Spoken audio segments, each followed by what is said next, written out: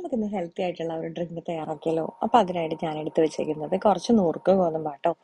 നമുക്കിത് നന്നായിട്ടൊന്ന് വാഷ് ചെയ്തെടുക്കണം. ഒരു 2-3 തവണ നമ്മൾ അരിയൊക്കെ കഴുകൂലേ, അതുപോലെ തന്നെ നമുക്കിതും കഴുകിയെടുക്കാം. അതിനുശേഷം ഇത് നമുക്കൊരു കുക്കറിലേക്ക് ഇട്ട് നമ്മൾ എടുക്കുന്ന അനുസരിച്ചിട്ടാണ് വെള്ളത്തിൻ്റെ അളവ്. അപ്പം ഞാനിവിടെ അരക്കപ്പാണ് എടുത്തത്, അതുകൊണ്ട് ഞാൻ 1 കപ്പ് വെള്ളം ഒഴിച്ചു കൊടുത്തിട്ടുണ്ടേ. ഇനി നമുക്കിതൊന്ന് വിസിലടിപ്പിച്ചെടുക്കാം.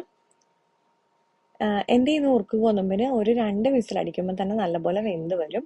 ഞാൻ ഇതിലേക്ക് കുറച്ച് ഉപ്പ് ഒന്ന് ഇട്ട് കൊടുത്തിട്ടുണ്ട് കേട്ടോ. ഇനി നമുക്കിതൊന്ന് വേവിച്ചെടുക്കാം. ഇനി ഇതിലേക്ക് ചേർക്കാൻ വേണ്ടി ഞാൻ എടുത്ത് വെച്ചിരിക്കുന്നത് നമ്മുടെ റാഗി പൊടിയാണ്. ഇതിലേക്ക് കുറച്ച് വെള്ളം ഒഴിച്ച് നമുക്ക് കട്ടയൊന്നുമില്ലാതെ ആദ്യം ഇതൊന്ന് മിക്സ് ചെയ്തെടുക്കാം. ഇനി ഒരു പാനിലേക്ക് നമുക്ക് കുറച്ച് വെള്ളം വെച്ചിട്ട് അതൊന്ന് തിളച്ച് വരാൻ വേണ്ടി വെയിറ്റ് ചെയ്യാം. തിളച്ച് വരുന്ന സമയത്ത് നമ്മൾ മിക്സ് ചെയ്ത് വെച്ചേക്കുന്ന നമ്മുടെ റാഗി ഇതിലേക്ക് ചേർത്ത് നമുക്ക് നന്നായിട്ടൊന്ന് കുറുകിയെടുക്കണം. നമ്മുടെ റാഗി നന്നായിട്ട് വെന്ത് കിട്ടണം. നല്ലപോലെ ലോ ഫ്ലെയിമിൽ ഇട്ട് വേണം നമ്മൾ ഈ സമയത്ത് ഇതുപോലെ ഒന്ന് കുറുക്കി കുറുക്കി കൊടുക്കാൻ വേണ്ടിയിട്ട്. ഇപ്പൊ നമ്മുടെ റാഗിയൊക്കെ ഏകദേശം ഒരു പരുവായി കേട്ടോ. ഇനി നമുക്ക് ഒരു 2-3 മിനിറ്റ് കൊണ്ട് തന്നെ നമ്മുടെ റാഗി നന്നായിട്ട് വെന്ത് കിട്ടും.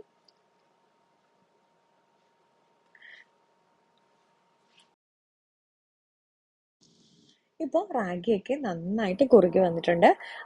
ഞാനപ്പോൾ തീയൊക്കെ ഒന്ന് ഓഫ് ചെയ്ത് കൊടുത്തിട്ടുണ്ടേ. ഇനി നമുക്ക് ഇതൊരു മിക്സിയുടെ ജാറിലേക്ക് ഒഴിച്ചു കൊടുക്കാം.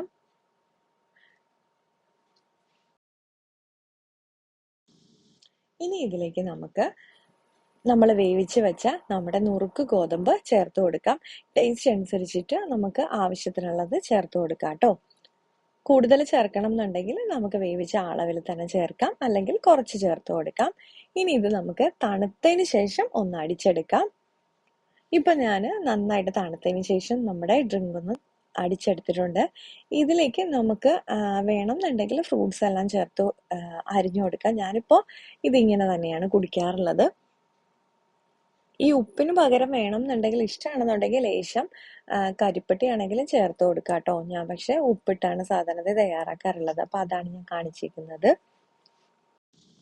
ഇപ്പൊ നമ്മുടെ ഹെൽത്തി ആയിട്ടുള്ള ഡ്രിങ്ക് ഇവിടെ തയ്യാറാക്കിയിട്ടുണ്ട്. അപ്പൊ എല്ലാവരും ഇതുപോലെ ഒന്ന് ട്രൈ ചെയ്ത് നോക്കിയിട്ട് ഫീഡ്ബാക്ക് കമന്റ്സ് വഴി അറിയിക്കാൻ മറക്കല്ലേ. വീണ്ടും അടുത്ത വീഡിയോയിൽ കാണാം കേട്ടോ.